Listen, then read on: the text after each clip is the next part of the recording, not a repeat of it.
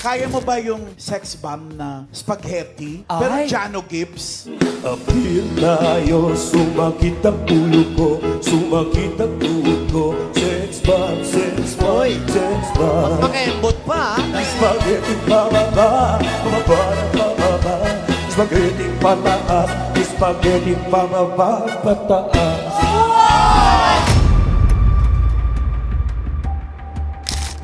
Kailan ka na-stroke? Nangyari yun, natapilok kasi ako. Eh, bakit hindi ka nagsasabi kahit kanino? Mabigat na masyadong pinagdadaanan. Napapagod na ako. Sino ba kaakalang ang dami mo palang cargo? Nung naramdaman ko ito, sabi ko sa kapatid ko, saan ba pwedeng ibenta yung cellphone, iPad. O, ngayon po nakikita niyo yung hirap na hirap siya maglakad. Pagkakita ko pa lang siya, na-shock na nga ako. Sakit sa looban. Hindi ako makatulog. Sabi ko, hala Noel, bakit ganyan? Ay! Deadma ang nega, deadma ang bash. Dito sa Vlogs, buhay ay walang stress. Chika-chika lang, kwento tawanan. Kay Romel Chika, good vibes ang tahanan. Ganon!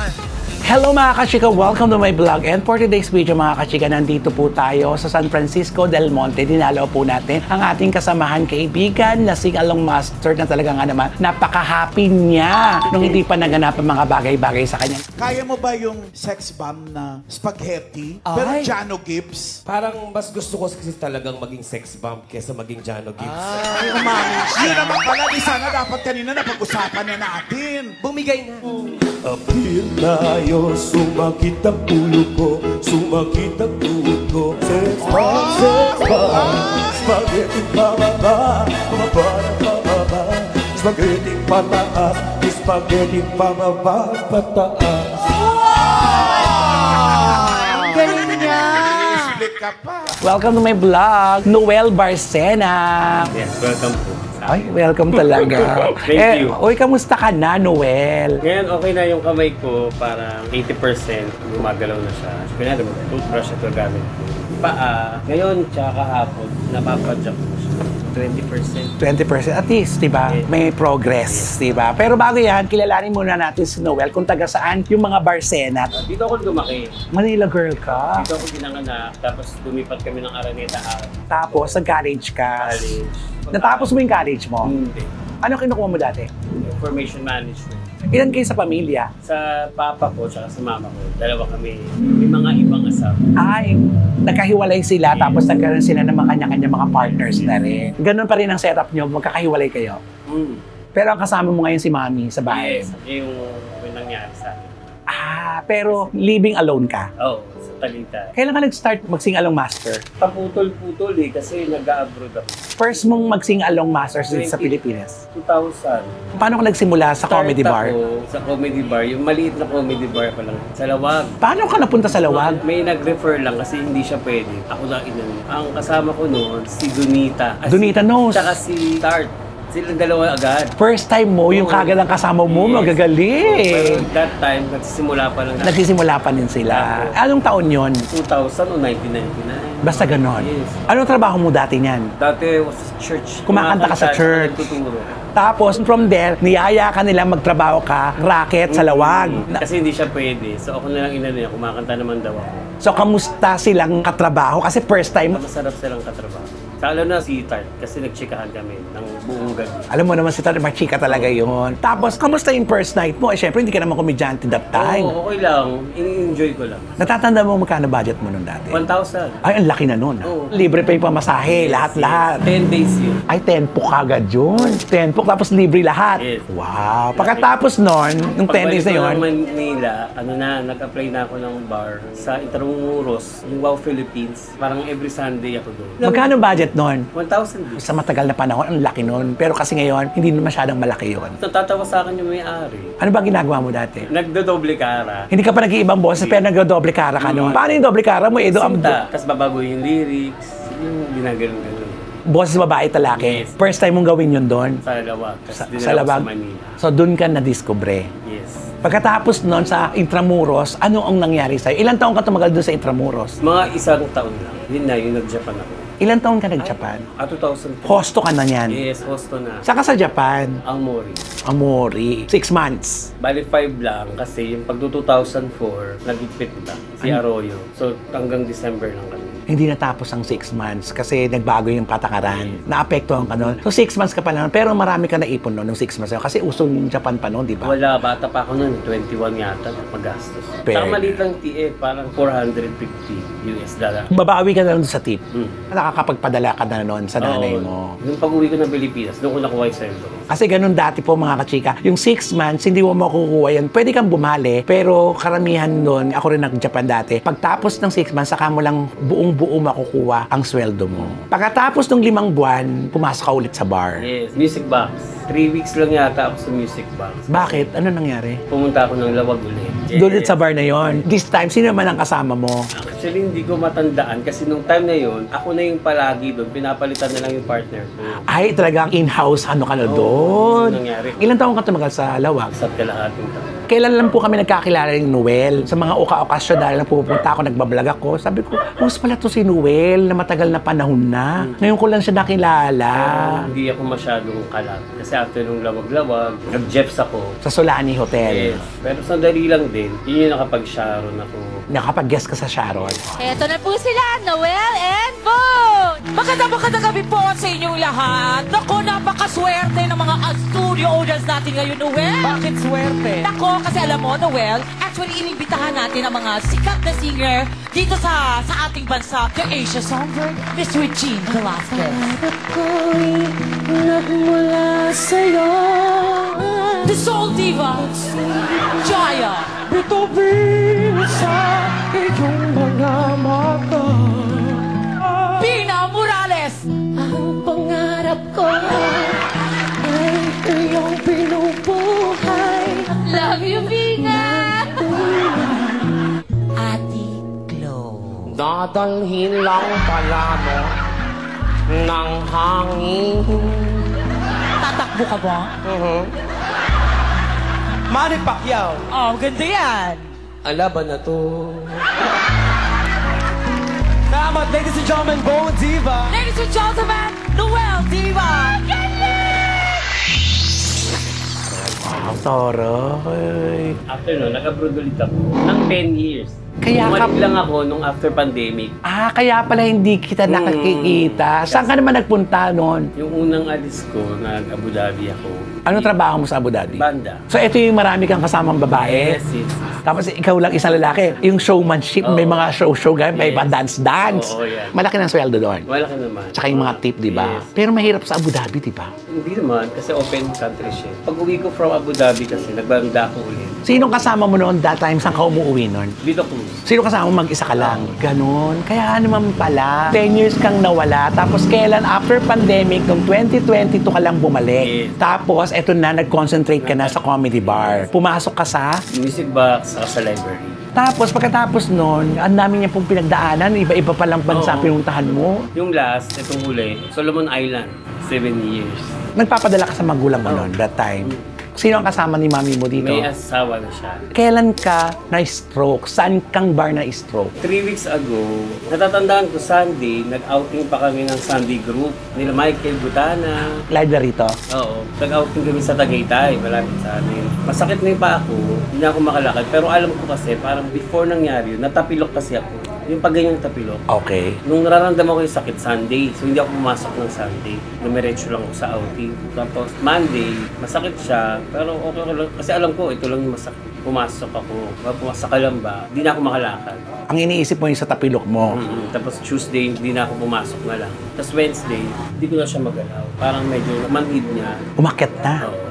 Thursday, nararamdaman ko pati dito sa mukha meron. Ala. So hindi ko alam kung anong araw ako tinamaan. Sino unang pinagsabihan mo na nakakaramdam ka ng mga something? Wala, Thursday na. Thursday na, Sunday mo pa nararamdaman yan. Thursday mo na sinabi. Bakit hindi ka nagsasabi kahit kanino? Monday nakapagtrabaho naman ako. Parang feeling ko baka... Normal lang lahat. Oo, baka akala ko sa tapilok lang. Okay. Nung Wednesday, nag-chat na lang ako sa rider. Magpapabili ng tubig, ng pagkain. Kasi hindi ka na makalakad. Yes. Nag-iisa ka lang sa bahay nyo, di ba? Ang hirap mabuhay mag-isa, di ba? Oo, medyo mahirap. Mahirap. Pag may mga nararamdaman. Oo. Sino nagdala sa'yo sa ospital? Ayan, si Mama. Nung Friday. Tinawagan mo siya? Nung Friday, umuwi ako sa kanila.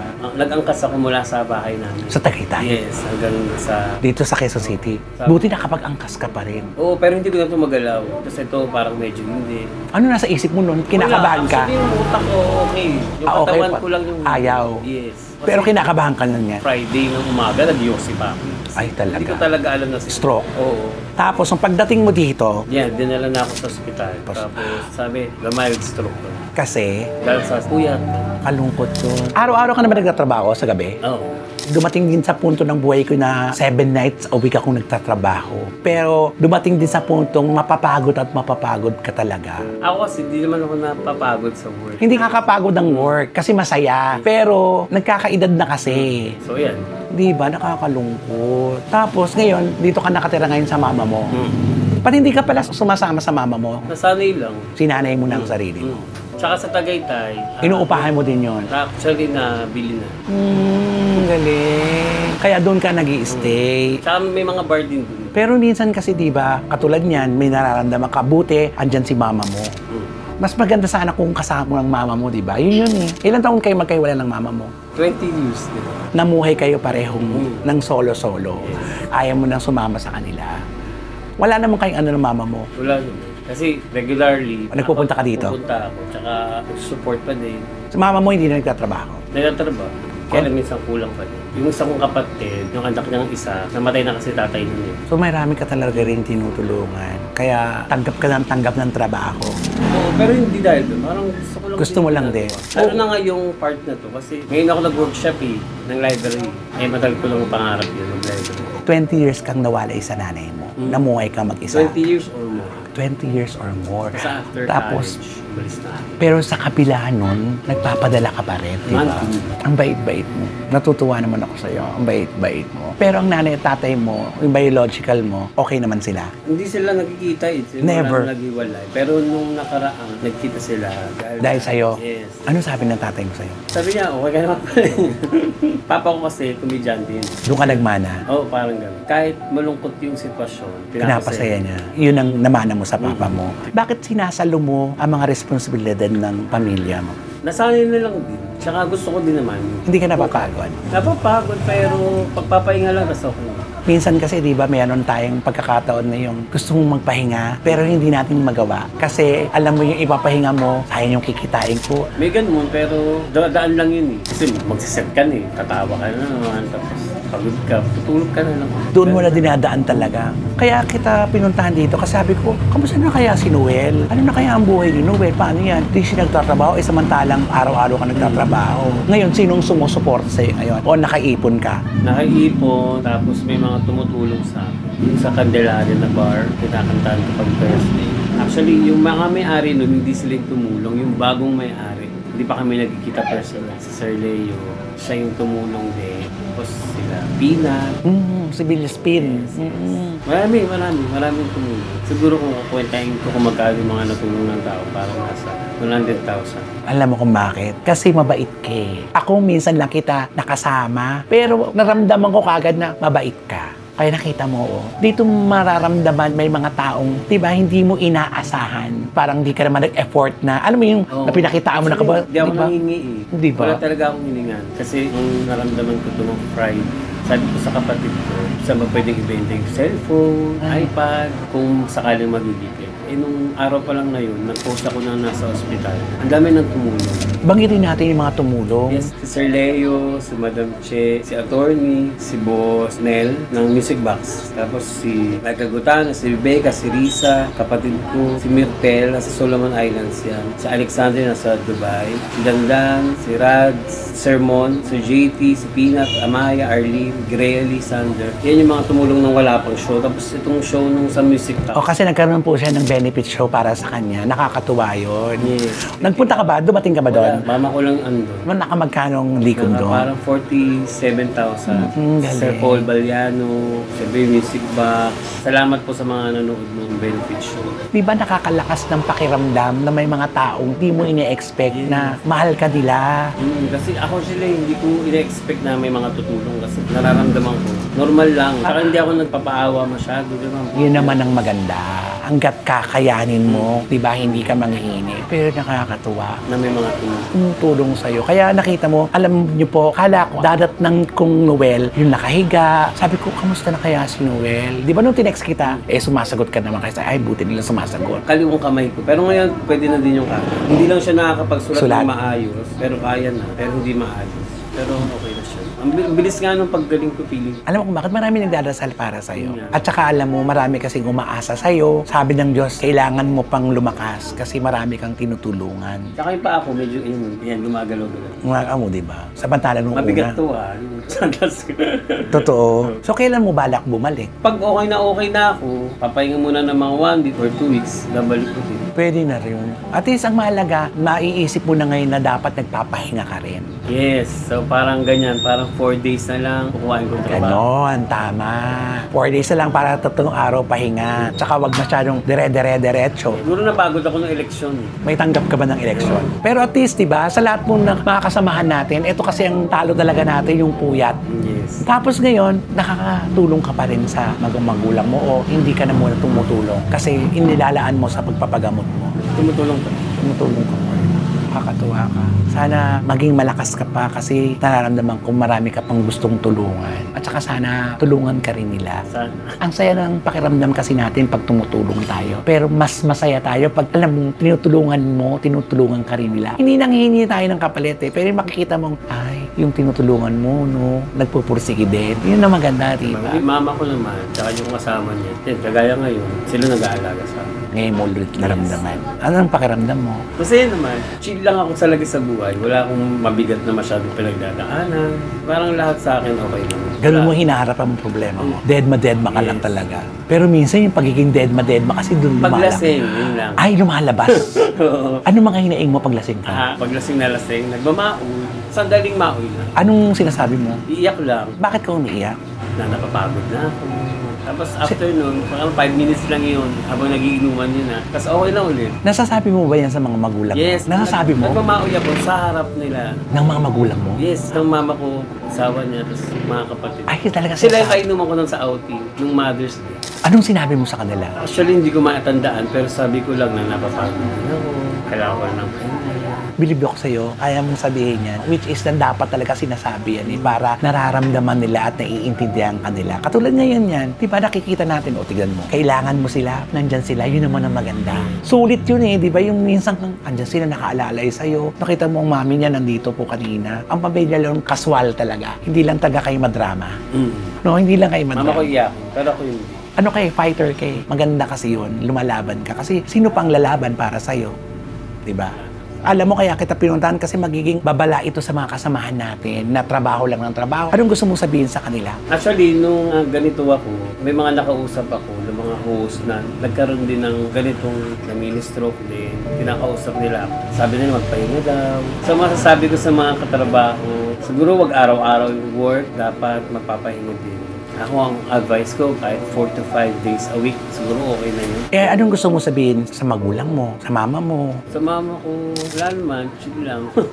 Talagaan niya lang ako. Alam ko naman, mahirap din yung ginagawa nila. Tsaka Nakikita nila akong nahihirapan. Kasi Totoo. alam nila gusto kong magtrabaho. Pero Tapos. nakikita nila akong nahihirapan. Relax lang, huwag masyadong umiyak. Pero minsan yung pag-iyak mo kasi yun ang nakakagaang ng kalooban mo, di ba? Sa mga kapatid mo, anong gusto mo sabihin? Mga kapatid ko, si Arian, okay naman. Tumutulong din yun. Salamat. Sila Jenny, yung sa Antipolo. Saka si Hero. Ayun, chill lang din. Tatay mo, Sa papa ko, I love you. makapapa ka. Hindi ko alam. Pares lang sila. Pero papa ko kasi mas hindi ko nakikita. Although malabon lang siya, hindi ko siya napupuntahan. Pero pag may time, nag-I love you naman. Nagsasabihan kayo ng I love you. Lalo na nung papa ko. Ay, papa mo Madrama, talaga. sweet yun. Pero at least, di ba, ang mahalaga, meron pala kayong understanding ng pamilya mo. Yes. Hindi naman pala kayo yung kala ko. Ano kami, malaking pamilya. Oo. Pero lagi Together naman Yes. kayo. Kahit na hiwa-hiwalay kayo, pag nagsama kayo, intact lahat kayo. Kaya parang every year, parang twice or once a year, nagpapauting ako. Pag ganun, hindi kasama papa ko. Pero kami ng mama ko, kapatid ko, tapos mga... Lagi ang papa mo ang absent. Oo, kasi may pamilya siya. At least ang mahalaga, di ba, okay na po siya, maayos na po siya, at soonest, makakabalik na po siya sa kanyang trabaho, sa entablado. Naku, nakakatuwa. Maraming salamat, Noela. Thank you. Thank you very much. Magpalakas ka. Hindi na kita sabihin, wag mo nang iisipin kasi fighter ka naman talaga. Laban na laban ka talaga. Nandito kami sa bahay ng tita niya na kung saan, kahapon lang daw po, ito, binabaha daw po talaga ito. Hanggang saan ang baha dito? Parang maigli, maigli. Hanggang dito. Tapos doon po sila sa taas, sa bandang taas, ang mama niya naman nakatira. At least doon hindi na binabaha. Doon talaga Yung walang baha. dadaanan lang nila ang nababaha. Yes. Ang buhay talaga, di ba? Laban-laban lang talaga. Oo, dapat. Sino mag-aakalang, ang dami palang cargo, pero nakita niyo naman yung mga pictures niya, di ba? Napaka-fabulous siya. Pero sa kabila nun, di ba? Grabe. Basta, Noel, maraming salamat at pinatuloy mo ako sa bahay nyo. Thank you very much at magpagaling ka sa mama mo. Na mami, kamusta po? Ano po pakiramdam ninyo nung nagkakwento na siya na nararamdaman niya? Wala, kasi pagkakita ko pa lang siya, na-shock na nga ako. Yun nga, sabi ko, hala Noel, bakit ganyan? Dali na kita sa ospital, sabi ko. Kasi yung pagkakita ko sa kanya, parang hindi ko kaagad matanggap na ganun nga yung nangyari. Tapos ayaw pa niya padala, kasi pagod daw siya, naantok daw siya. Sabi ko, hindi na natin pwedeng pagpabukas siya. Tama. Tapos tumawag na ako ng ambulansya nga sa barangay namin. Nakiusap ako na kung pwede kasi emergency. Ayun, tinakbo ako na siya sa ospital. Naagapan, sabi ng doktor. Nung pagdating niya, pinainom kagad siya nung partner ko ng yung amlodipine para sa high blood. Pero hindi naman namin alam na high blood siya. Tapos pagdating nga doon sa ospital, emergency, alam mo naman ang government hospital din. Tapos yung luha ko, walang tigil yan. Kasi nga, sabi ko, Lord, siguro ito yung way na para makasama ko na nga siya. Kasi nga, hindi namin siya kasama. Lampas 20 years. Yes. Pero yung komunikasyon namin, okay naman. Kailan, pero hindi kayo nakikita. Nakikita naman kami pag may event, may birthday, yung kasama siya. Nandun po siya. Hindi po siya nawawala. Tapos patuloy pa rin po yung pagsusuporta niya sa inyo. Oh, ngayon po nakikita niyo yung, lalo na nung unang araw ng ganyan, nahirap siya maglakad. Masakit sa kalooban. Hindi ako makatulog. Maya-maya tinitignan ko siya. Kaya pag-aasikaso ko yun. Sa kabila po ng kahit hindi po kayo madalas magkita, pero alam niyo yung pagmamahal po, ramdam na ramdam niyo ang isa't isa. Super supportive siya talaga sa mga kapatid din niya. Kung ano nang hinihiling, bigay naman siya. Kaya pinapagalitan ko pa siya. Huwag mong spoil din yan. Siya talaga yung sumusuporta sa amin. Oo, at least ngayon nanay, maayos-ayos na po siya. Talagang inaano namin siya sa umaga, masahin namin, tinetherapy na siya. Buti at may oras kayo, di ba? Hindi kayo pumapasok ngayon sa trabaho niyo. Sa ngayon, wala akong pasok. Kasi alam naman, pinapabantay ko naman din siya. Hindi naman po pwede ako tumigil, lalo na sa sitwasyon niya ngayon na magsusupport sa amin. Katulad po ngayon yan, di ba sinabi niyo, siguro kaloob ng Diyos ang nangyari para kayo magkasama. Kasi yung ilang taon, 2003 ata. tapos ngayon na lang 2025. Matagal mo siyang hindi niya nakita, tapos nakita mo siya, ganyan pa siya. Tapos ngayon, at least, improvement, maayos. Ano po sabi ng mga kapatid niya? Ganun din, yung kapatid niyang babae, lumuwas, galing Antipolo, parang nakita nga siya, masakit din sa kalooban niya. Tapos kinakamusta lang siya rin. Yung isa niya naman, kapatid nandito. Ano pong gusto niyo sabihin kay Noel? Magpalakas lang siya, tulungan din niya yung sarili niya. Kasi yung tulong niya talaga sa amin, walang putol. Paano yung hingin namin, binibigay naman niya kahit pagod na rin siya. Good provider talaga siya, Yes. di ba po? Love niya po kasi kayong lahat. Kaya po kakayanin niya ang lahat. Ayaw niya kami pabayaan. Nakakatawa. Yung Noel, oh. Ayan ang mama mo. Ang pagmamahalan talaga. Nandyan lang. Mami, marami pong salamat. At hayaan niyo po, napakabait po ng anak niyo. Super mabait po yan. Nakita niyo ang dami mga kaibigan. Pagpatuloy mo lang kabaitan mo, girl. Oo, kasi nandiyan naman ang pamilya mo. Hindi lang isa, maraming pamilya ang nagmamahal sa'yo. Di ba, Mami? Mami, marami pong salamat. Thank you po sa inyo. At Noel, thank you very much. So mga kachika, sa aking vlog, Dead Bang Nega, Dead Bang Bash, dahil ang buhay ay chika-chika lang. Ganon. Thank you, Mami.